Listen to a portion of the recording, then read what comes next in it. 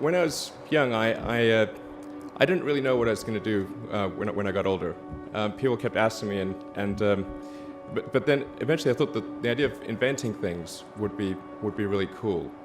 And the reason I thought that was because I read a quote from Arthur C. Clarke, which said that a sufficiently advanced technology is indistinguishable from magic, and that's really true.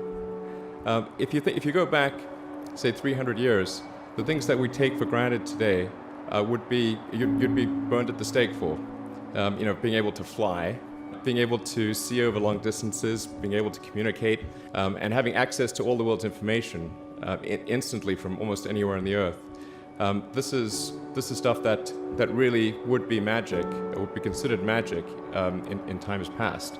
In fact, I think it actually goes beyond that, because there are many things that we take for granted today that weren't even imagined in times past. They weren't even in the realm of magic. So it actually goes beyond that. So I thought, well, if I can do some of those things, basically if I can advance technology, then that's like magic, and that would be really cool. And I also had sort of a slight existential crisis, because I was trying to figure out what does it all mean? Like, what's the purpose of things? And I came to the conclusion that if we can advance the knowledge of the world, if we can do things that expand the scope and scale of consciousness, then we're better able to ask the right questions and become more enlightened, and that's really the only way forward. I think about what technology solution is necessary in order to achieve the particular goal, and then try to make as much progress in that direction as possible. I think being a multi-planet species and being out there among the stars is important for the long-term survival of humanity. But then the part that I find personally most motivating is that it creates a sense of adventure, and it makes people excited about the future.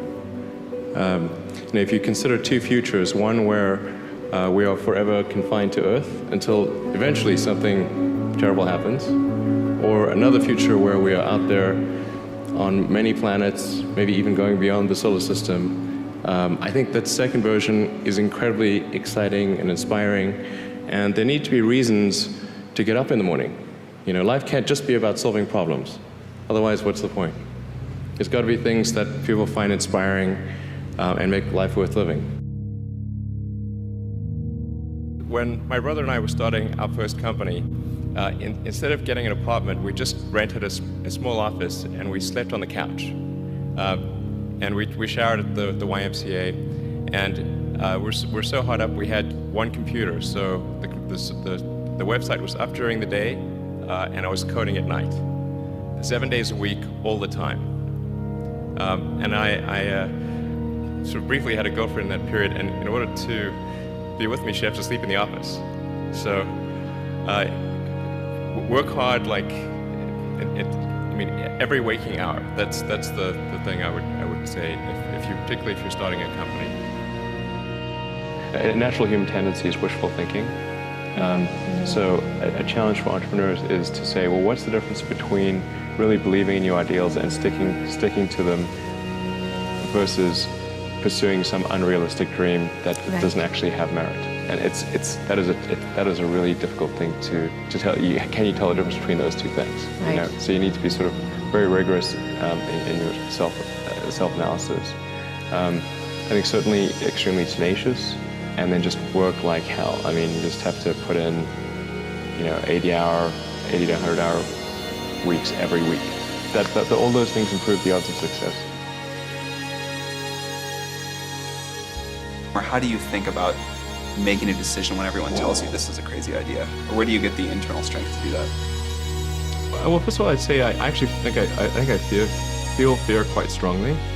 So it's not as though I just have the absence of fear. I feel it quite strongly.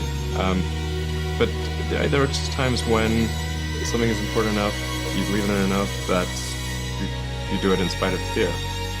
People shouldn't think, well, I feel fear about this, and therefore I shouldn't do it. It's normal to feel fear.